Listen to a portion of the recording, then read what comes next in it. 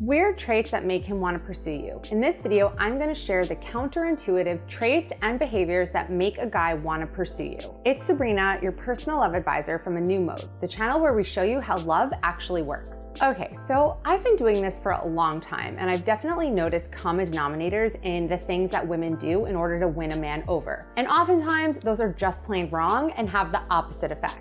I totally get where you're coming from though, because I once thought the same way and did the same things and wondered why I couldn't get that priority treatment from guys. Why guys would seem super interested at first and then things would just fizzle out. The traits I'm gonna share in this video are a little counterintuitive. At first you might be like, no, that can't be right. But stick with me because you'll see that all of this makes so much sense, and if you can implement some of these traits and behaviors into your life, you'll notice a dramatic shift in the success that you have in attracting high quality men. So make sure you watch this video all the way until the end.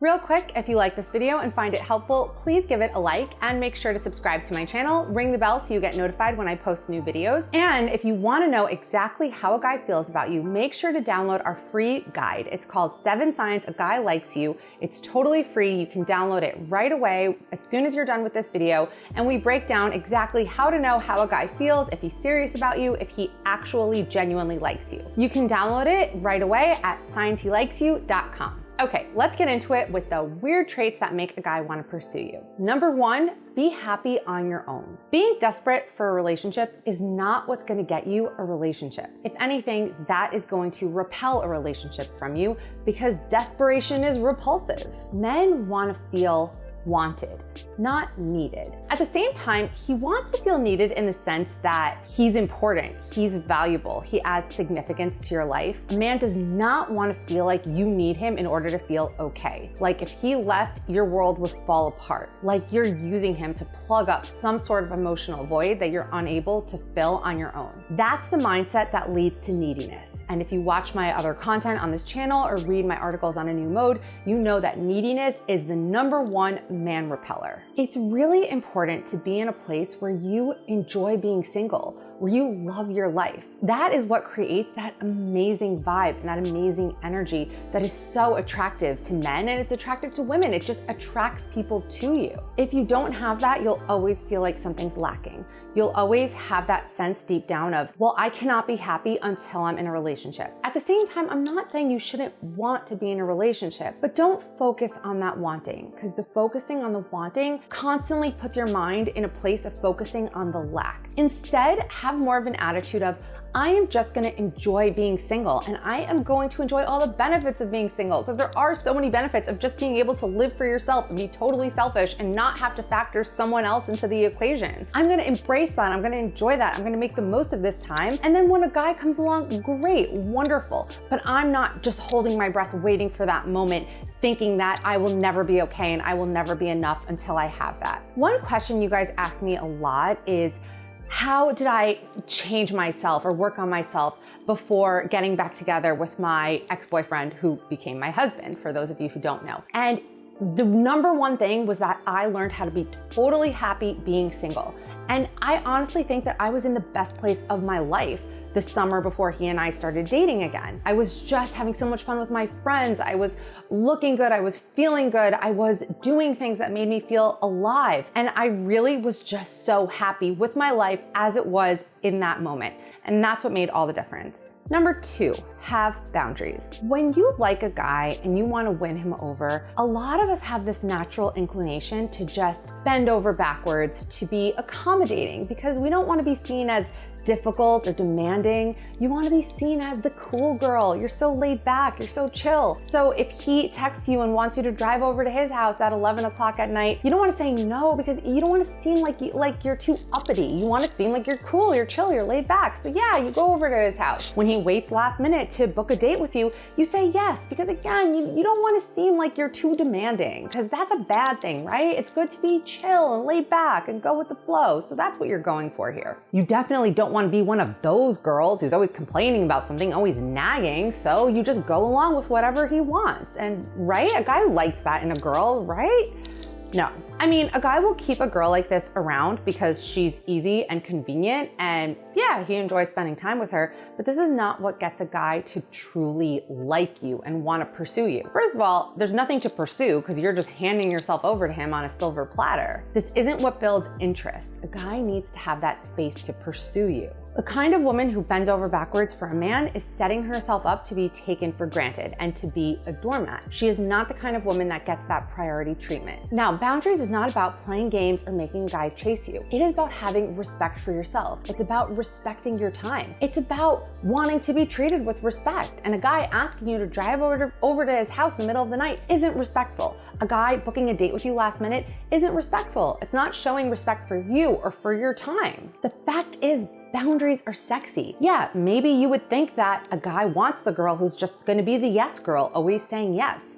But what really turns a guy on, what a guy really finds intriguing and appealing, is when he asks a girl to hang out last minute and she's like, no, I'm sorry, I have other plans, but I'd love to see you. How about we do something later in the week? Then his eyes perk up. Then he realizes, wow, this is a valuable woman and I'm gonna have to really put in some effort. I'm gonna have to really show up and bring my A game if I wanna win her over. And the fact is, a man will only come to truly care about you when he has to put in a little work and effort to win you over. This is just true in life. We value that which we earned, which we had to work for. We don't value things that were just freely handed over to us. Number 3, when you know what you want and you express it. Okay, so this is something that happens a lot. I get messages from women being like, so my boyfriend said this and this, and what does he mean? Or, so I've been seeing this guy for a while. Why hasn't he introduced me to his friends yet? I've gone on 3 dates with this guy. Why hasn't he kissed me yet? And I'll reply, well, have you asked him? And they're like, well, no, I haven't asked him. I'm asking you. And I'm like, well, why don't you want to ask him? And the reason is because we've been so conditioned not to be naggy. Or maybe you think that that kind of behavior, asking a guy those questions, is needy. Or maybe you think that you're just showing too many of your cards by asking, like, why haven't you kissed me yet? We keep going on dates. We have a lot of chemistry. We've just been told that we need to, play it safe and hold our feelings close so that he doesn't really know where we stand. But having wants and desires and expressing them is a good thing. It's only insecure people who are too scared to bring up an issue that's bothering them. Confident people don't have this fear. They're not worried that asking a guy, hey, I'd love to meet your friends. When can I meet them? Or, I'm really attracted to you and I'm just wondering why you haven't tried to kiss me yet. That is something that confident people do. They're not afraid of that, and they're not afraid that a guy is gonna lose interest if they ask those questions. And if he does lose interest, then that doesn't deter her, that doesn't faze her, because she's like, all right, this clearly wasn't the guy for me, and all right, bye, on to the next. It's really appealing to know what you want and to want it, and to not be apologetic about wanting to know where things stand. Number 4, put yourself first. Yes, be selfish in the beginning of a relationship. Be selfish and me-focused when you first start dating a guy. This is the opposite of what a lot of women do. A lot of women make it all about the guy, all about pleasing him, winning him over, being the girl that is worthy of him and that will get that love and affection and commitment from him. This is backwards. Do not focus on him. Rather than focusing on how can I win him over, focus instead on, is he good enough for me? Do I want someone like this in my life? Don't put him on a pedestal, and watch out for a common trap that I refer to as excessive compassion disorder. This is where you let your compassion for the guy just overwhelm your reasoning and also completely cancel out your feelings in this relationship. So an example is you're dating a guy and he's a total mess. And I hear this a lot. This is a very common scenario and it's one that I've been in, so I totally relate to it. So you're dating a guy, he's a total mess. He's depressed, he's unhappy, and he doesn't really treat you that well. He kind of treats you horribly. You're pretty much an afterthought to him. And when women come to me with these questions like, what do I do? I'm like, well, leave. What are you getting out of being in this relationship? And they're like, but I just feel so bad. He's already having a hard time and I don't want to make it worse. And okay, fine, you feel bad for him, but feel bad for you because look at what he's doing to you. Look at the toll that this is taking on you. Stop thinking about him. And that's the problem. So many women put the guy first, put his needs and his wants above her own.